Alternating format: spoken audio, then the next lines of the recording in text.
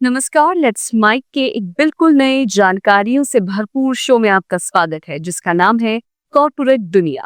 ये सिर्फ एक प्रोग्राम नहीं है बल्कि एक खिड़की है उस दुनिया की तरफ जहां बिजनेस की चालें, स्टार्टअप्स की उड़ानें, मार्केट की धड़कनें और कंपनियों के भीतर की कहानियां आपको समझाई जाएंगी आसान, रोचक और भरोसेमंद अंदाज में। आइए सबसे पहले नजर डालते हैं कारोबार की दुनिया की आज की खबरों पर। भारत और अमेरिका के बीच टैरिफ टेंशन के बीच डिफेंस सेक्रेटरी राजेश कुमार सिंह ने कहा कि 50% टैरिफ लगाए जाने के बावजूद दोनों देशों के बीच सहयोग जारी है। रक्षा सचिव ने एक प्रेस कॉन्फ्रेंस में कहा कि डिफेंस के मामलों में व्यापारिक तनाव का कोई अतिरिक्त प्रभाव नहीं पड़ा है। उन्होंने कहा कि मुझे लगता है कि अब ये तनाव भी कम हो रहे हैं और हमने उनके साथ अपनी बातचीत फिर से शुरू कर दी है। उम्मीद है कि ये सफल होगी। इस अवधि के दौरान भी हमारा रक्षा सहयोग और बातचीत जारी है। सदन कमांड रक्षा तकनीक संगोष्ठी में डिफेंस सेक्रेटरी ने सहयोग के ताज़ा उदाहरणों के बारे में बताया। उन्होंने कहा कि भारतीय सेना की ओर से अपाचे हेलीकॉप्टर्स के पहले बैच को शामिल करना और जनरल इलेक्ट्रिक से Tejas light combat aircraft mark 1A के लिए इंजन हासिल करना इसका सबूत है। All the electronics that goes into defense will have dual use, of course, and but there could be many others. It's difficult to list out all of them, but a lot of IoT, a lot of machine learning applications, a lot of AI systems, a lot of cyber security products. All of them would have dual use applications, and I think that's a very strong, short list of what I mentioned. There'll be dozens more. The intent should be, I think I mentioned in my speech, that we should be able to create enough synergy between our public private sector and DRDO to develop a fairly large ecosystem of products where all of these different subsystems work together on a work share basis if required to deliver products and technologies on time. That is the intention. We need to go beyond this feeling that public sector, private, to me all Indian companies are the same, and the intent is to get them all working together with our academia and our R&D institutions to develop real synergy, which is what events like Stride also try to do. Yes, it was. Supreme court ने केंद्र सरकार के अनुरोध पर सहारा group की ओर से सेबी में जमा धनराशि में से 5,000 करोड़ रुपए के नए वितरण की अनुमति दे दी ताकि सहारा समूह सहकारी समितियों के डिपॉजिटर्स का बकाया चुका सके। जस्टिस सूर्यकांत और जस्टिस जयमाल्या बागची की पीठ ने सॉलिसिटर जनरल तुषार मेहता की दलीलें सुनने के बाद यह आदेश पारित किया।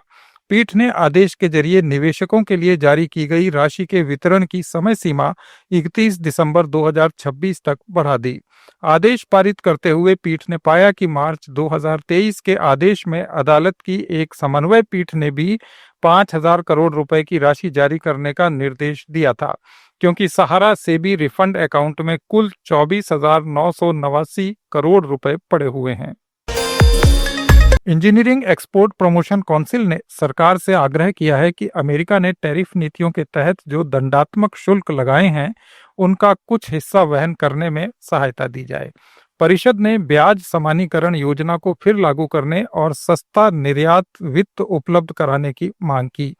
ईईपीसी के चेयरमैन पंकज चड्ढा ने कहा कि अमेरिका को भारत का इंजीनियरिंग एक्सपोर्ट करीब 20 अरब डॉलर है, जो कुल एक्सपोर्ट का 45% है, और ये ताज़ा टैरिफ से गंभीर दबाव में है।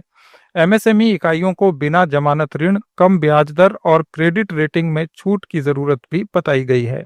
परिषद ने 30% शुल्क असमानता का हवाला देते हुए 15% समर्थन की मांग की। कोयला और खान मंत्री जी किशन रेड्डी ने घोषणा की है कि कोल इंडिया अब खदान दुर्घटना में श्रमिकों के लिए सहायता राशि को 15 से बढ़ाकर 25 लाख रुपए करेगी और कर्मचारियों को 1 करोड़ रुपए और ठेका श्रमिकों को 40 लाख रुपए का अतिरिक्त बीमा देगी। 17 सितंबर से सभी कर्मचारियों को पहली बार वर्दी भी दी जाएगी। उन्होंने कहा कि कोयला इंपोर्ट पर निर्भरता घटाकर सरकार ने 60,000 करोड़ रुपए बचाए हैं। अर्जेंटीना और जाम्बिया में लिथियम सहित खनिजों की खोज जारी है। कोल इंडिया ने इस साल 875 मिलियन टन प्रोडक्शन टारगेट रखा है, और झारखंड सहित कई राज्यों में खदानबंदी और पुनर्वास पर काम चल रहा है। राष्ट्रीय मानवाधिकार आयोग ने e commerce platform Amazon India पर प्रतिबंधित चाकू बेचने के आरोप की कार्रवाई में आईटी डिपार्टमेंट को नोटिस भेजा है। इसमें आरोपों की जांच कर 10 दिनों में रिपोर्ट सौंपने को कहा है। ये भी कहा कि प्रियांक कानूनगो की अध्यक्षता वाली आयोग की पीठ ने मानवाधिकार संरक्षण अधिनियम के तहत इस पर संज्ञान लिया है। अमेजॉन ने अभी इस विवाद पर अपनी प्रतिक्रिया नहीं दी है। कर्नाटक सरकार ने सभी सिनेमाघरों और मल्टीप्लेक्स में टिकट की कीमत सभी टैक्सेस को छोड़कर 200 रुपए तय कर दी है। 75 या उससे कम सीटों वाले प्रीमियम सुविधाओं वाले मल्टी स्क्रीन सिनेमा हॉल्स को 200 रुपए की अधिकतम टिकट मूल्य सीमा से छूट दी गई है। इस संबंध में नोटिफिकेशन जारी कर दिया गया है। आरबीआई ने कहा है कि फोन पे टेक्नोलॉजी सर्विसेज और आदित्य बिरला फाइनेंस सहित 9 गैर बैंकिंग वित्तीय कंपनियों ने विभिन्न कारणों से अपने रजिस्ट्रेशन सर्टिफिकेट वापस कर दिए हैं। बैंक ने कहा कि उसने 31 एनबीएफसी के रजिस्ट्रेशन प्रमाण पत्र रद्द किए हैं। फोन पे टेक्नोलॉजी ने गैर बैंकिंग वित्तीय संस्थान व्यवसाय से बाहर निकलने के बाद अपना सर्टिफिकेट वापस किया। सरकार को उम्मीद है कि चीन के कर्मचारियों के जाने से भारत में आईफोन बनाने वाली कंपनी फॉक्सकॉन के कामकाज पर बड़ा असर नहीं पड़ेगा। फॉक्सकॉन की सब्सिडियरी युझान टेक्नोलॉजीज ने तमिलनाडु प्लांट से 300 चीनी इंजीनियर्स को वापस बुला लिया। इलेक्ट्रॉनिक्स और आईटी मिनिस्ट्री के सेक्रेटरी एस कृष्णन ने ताइपे में कहा कि कुछ चीनी कर्मचारियों को वापस लौटना पड़ा क्योंकि उन्हें ऐसा करने के लिए कहा गया था, लेकिन उन्हें क्यों बुलाया गया ये स्पष्ट नहीं है। हालांकि भारत में फॉक्सकॉन के संचालन पर इसका कोई खास असर नहीं पड़ा। उन्होंने कहा कि फॉक्सकॉन पिछले 5 सालों से चेन्नई में अपने प्लांट में काम कर रही है। बेंगलुरु के पास इसका एक नया प्लांट लग रहा है, इसलिए वे वहां के कुछ कर्मचारियों, ताइवान और अमेरिका के कुछ लोगों के साथ काम चलाने में कामयाब रहे। सीएट लिमिटेड ने जीएसटी दरों में कटौती का लाभ ग्राहकों तक पहुंचाने के लिए टायर्स की कीमतों में कटौती की घोषणा की है। सीएट के एमडी अर्णव बनर्जी ने कहा कि कंपनी जीएसटी कटौती का पूरा फायदा अपने डीलर्स और कंज्यूमर्स को देगी। जीएसटी की नई दरें 22 सितंबर से लागू हो रही हैं। नए टायर्स पर लगने वाला जीएसटी 28 से घटाकर 18% किया गया है।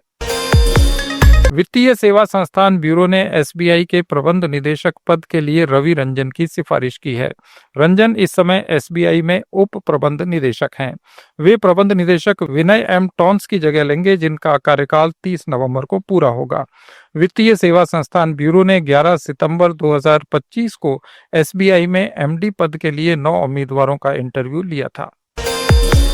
अगस्त में खुदरा मुद्रास्फीति मामूली बढ़कर 2.07% हो गई, जो इससे पिछले महीने 1.16% थी। इससे पहले पिछले 9 महीनों में खुदरा महंगाई की दर में गिरावट देखी गई थी। महंगाई में इजाफे का मुख्य कारण सब्जियों, मीट और मछली की कीमतों में वृद्धि है। उपभोक्ता मूल्य सूचकांक सीपीआई पर आधारित मुद्रास्फीति अगस्त में 3.65% थी। लगातार 9 महीने तक घटने के बाद इसमें एक बार फिर से इजाफा दिखाई दिया है।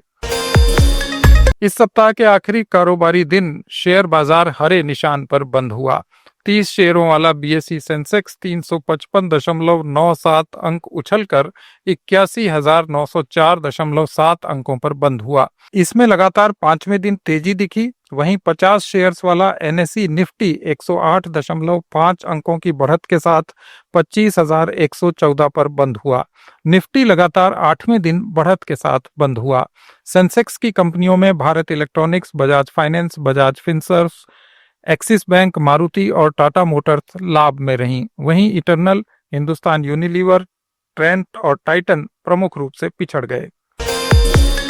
भारत का विदेशी मुद्रा भंडार पिछले सप्ताह 4.038 अरब डॉलर बढ़कर 698.268 अरब डॉलर हो गया। आरबीआई ने इससे जुड़े आंकड़े जारी किए हैं। आरबीआई के आंकड़ों के अनुसार पिछले सप्ताह में विदेशी मुद्रा का समग्र भंडार 3.51 बिलियन डॉलर बढ़कर 694.23 बिलियन डॉलर हो गया था। ताजा आंकड़ों के अनुसार 5 सितंबर को समाप्त सप्ताह में विदेशी मुद्रा भंडार का एक प्रमुख घटक विदेशी मुद्रा आस्तियां 540 मिलियन अमेरिकी डॉलर बढ़ी और ये 588.477 बिलियन अमेरिकी डॉलर हो गईं। सेबी ने स्टॉक एक्सचेंज में 2 कार्यकारी निदेशकों की नियुक्ति को अनिवार्य कर दिया है। सेबी बोर्ड की बैठक के बाद चेयरमैन तुहिन कांत पांडे ने ये जानकारी दी। उन्होंने बताया कि ये कदम स्टॉक एक्सचेंज के एडमिनिस्ट्रेटिव ढांचे में बदलाव और उनकी निगरानी को दुरुस्त करने के लिए लिया गया है। सोने की कीमत 700 रुपए की छलांग लगाकर 1,13,800 रुपए प्रति 10 ग्राम के रिकॉर्ड स्तर पर पहुंच गई है। वहीं चांदी 4,000 रुपए की छलांग लगाकर 1,32,000 रुपए प्रति किलो के सबसे ऊंचे स्तर पर पहुंच गई। इससे पहले गोल्ड फ्यूचर्स 572 रुपए की तेजी के साथ रिकॉर्ड स्तर 1,09,553 रुपए प्रति 10 ग्राम पर पहुंच गया। वहीं चांदी 1,668 रुपए की तेजी के साथ पहली बार 1,30,000 रुपए प्रति किलोग्राम के नए शिखर पर पहुंच गई। मजबूत वैश्विक रुख और इन्वेस्टर्स की मांग के चलते सोने चांदी की कीमतों में लगातार बढ़ोतरी हो रही है। जीएसटी की दरों में कटौती के बाद भी बिस्किट, साबुन और टूथपेस्ट के छोटे पैकेट सस्ते नहीं होंगे, क्योंकि एफएमसीजी कंपनियां कम मूल्य वाली वस्तुओं की खुदरा बिक्री कीमतों यानी एमआरपी पर टैक्स में कमी का लाभ सीधे ट्रांसफर नहीं कर पाएंगी। दैनिक उपभोग के उत्पाद बनाने वाली एफएमसीजी कंपनियों ने सीबीआईसी के समक्ष छोटे पैकेट पर जीएसटी में कटौती का पूरा लाभ उपभोक्ताओं को देने में असमर्थता जताई है। इस मामले से जुड़े 3 सूत्रों के मुताबिक एफएमसीजी कंपनियों ने सीबीआईसी से कहा कि वे 5 रुपए, 10 रुपए और 20 रुपए की कीमत वाले छोटे पैकेट पर जीएसटी दरों में कमी के अनुपात में एमआरपी नहीं घटा पाएंगी, क्योंकि इससे कीमतें उस स्तर तक गिर जाएंगी जो भारतीय उपभोक्ताओं के लिए मनोवैज्ञानिक रूप से ठीक नहीं होंगी। उदाहरण के लिए पहले 20 रुपए एमआरपी वाले बिस्किट में 18% जीएसटी शामिल था, जो 22 सितंबर के बाद घटकर 5% रह जाएगा। इससे 20 रुपए वाले बिस्किट के एमआरपी की कीमत 17 रुपए 80 पैसे या 18 रुपए हो जाएगी। सेबी ने इंस्टीट्यूशनल इन्वेस्टर्स की भागीदारी को बढ़ाने के लिए एंकर निवेशकों के साथ शेयर अलॉटमेंट ढांचे में सुधार करने का फैसला लिया है। सेबी क्यूआईबी को शामिल करके आरईआईटी और इन्विट मानदंडों के तहत रणनीतिक निवेशक की परिभाषा को सुधारेगा। सेबी चेयरमैन ने कहा कि सेबी रियल एस्टेट निवेश ट्रस्ट आरईआईटी और इंफ्रास्ट्रक्चर निवेश ट्रस्ट इन्विट को इक्विटी इंस्ट्रूमेंट के रूप में फिर से क्लासिफाई करेगा। सेबी प्रमुख की अध्यक्षता में ये तीसरी बैठक थी जिसमें ये बात कही गई। ये थे कॉर्पोरेट जगत के आज के कुछ समाचार। अपडेट्स के लिए जुड़े रहिए लेट्स माइक के साथ। आप सुन रहे थे let's mic more than radio. Follow कीजिए हमें हमारे सोशल मीडिया प्लेटफॉर्म्स पर। It's time for news. It's time for more than radio. Presenting the first radio news app, Let's Mic. Let's Mic, a news-based app on your phone where you get to watch and listen news, talk shows, interviews, radio show podcasts. On Let's Mic, you get all relevant information of TV, print, radio, podcast, and digital. Let's Mic talks about every segment of life.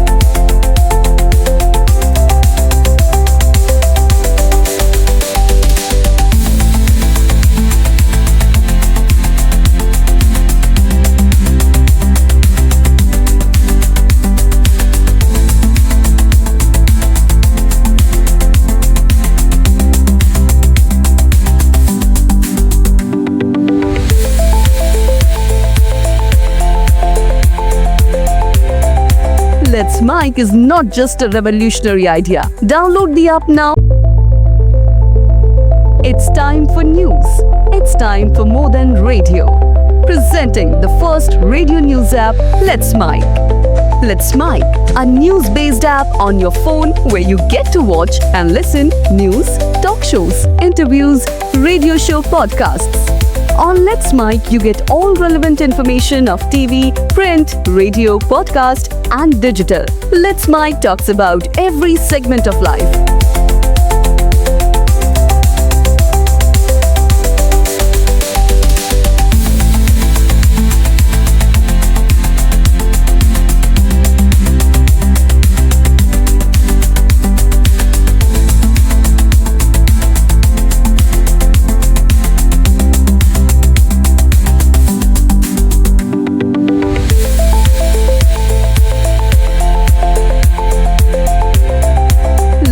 Mike is not